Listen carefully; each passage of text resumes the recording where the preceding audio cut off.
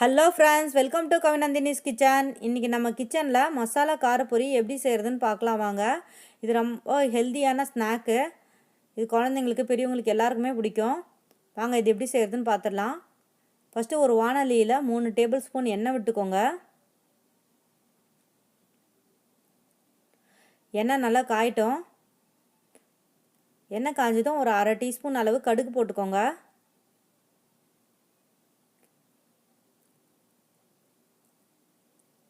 கடுகு நல்லா பொரிஞ்சதும் இதில் பூண்டு சேர்த்திக்கலாம். நான் இதுக்கு ஒரு பூண்டு நசுக்கி வச்சுருக்கேன் தோலோட.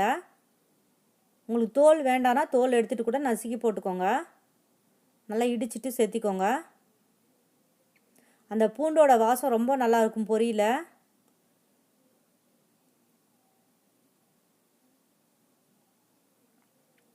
நல்லா ஒரு 2 நிமிஷம் நல்லா வறுத்து விடுங்க.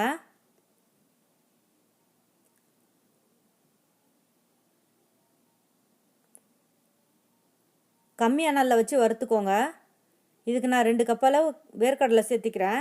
நான் 2 லிட்டர் பொரி எடுத்திருக்கேன். இதுக்கு 2 கப் அளவு வேர்க்கடலை சேர்த்திக்கிறேன். வேர்க்கடலை உடம்புக்கு ரொம்பவே நல்லது, குழந்தைங்களுக்கும் ரொம்ப பிடிக்கும். அதனால் நான் அதிகமாக சேர்த்திக்கிறேன். உங்களுக்கு பொட்டுக்கடலை பிடிக்கும்னா அதையும் அரை கப்பு சேர்த்திக்கலாம். நீங்கள் பொரியில் பொட்டுக்கடலை எல்லாருமே சேர்த்திக்குவாங்க. உங்களுக்கு வேணுன்னா சேர்த்திக்கோங்க. வரமிளகா ஒரு 6 வரமிளகா நறுக்கி வச்சுருக்கேன். சின்ன சின்னதாக நான் கிள்ளி வச்சுருக்கேன். அதையும் சேர்த்திக்கிறேன். இதில் ஃப்ரெஷ் கருவேப்பிலை கொஞ்சம் சேர்த்திக்கலாம். சேர்த்து நல்லா வருங்க. கம்மி அனலில் வறுத்தா தான் உங்களுக்கு அந்த வேர்க்கடலை பூண்டெல்லாம் நல்லா வறுப்பட்டு வரும். இல்லைன்னா தீஞ்சிரும், உள்ளே வேகாமல் இருக்கும், மேலே நல்லா தீஞ்சு போயிடும். வேர்க்கடலையும் பூண்டும் நல்லா வறுபடுற வரைக்கும் நல்லா வறுக்கணும். கம்மி அனலில் வச்சு வறுத்திங்கன்னா தான் உங்களுக்கு கரெக்டாக இருக்கும். நல்லா அந்த பூண்டெல்லாம் நல்லா மொறுமொறுன்னு வரணும். இப்போ நல்லா வறுபட்டுருச்சு. இப்போ அடுப்பை ஆஃப் பண்ணிவிட்டு மஞ்சள் தூள் அரை டீஸ்பூனு, அரை டீஸ்பூன் மிளகாய்த்தூள்,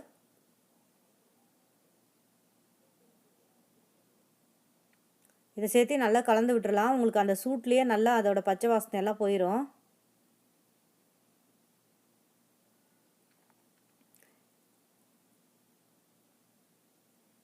இப்போ இதில் உப்பு சேர்த்திக்கலாம். நான் அரை டீஸ்பூன் உப்பு சேர்த்திக்கிறேன். பொரியில் உப்பு இருக்கான்னு பார்த்துட்டு சேர்த்திக்கோங்க.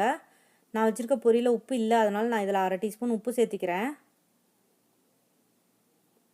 இப்போ பொரி எடுத்து வச்சுருக்கிறத சேர்த்திக்கலாம். பொரியை சேர்த்து நல்லா கலந்து விட்டுருங்க. நல்லா கலந்து விட்டுட்டு அடுப்பை ஆன் பண்ணிக்கோங்க. ஆன் பண்ணி கம்மி அனலில் வச்சு வறுக்கணும்.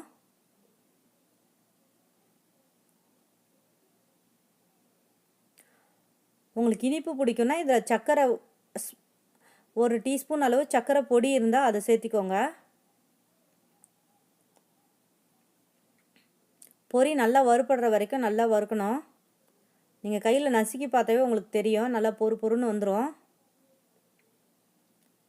பாருங்கள், இப்போ நல்லா வறுபட்டுருச்சு. இந்த அளவு வறுத்தா போதும்.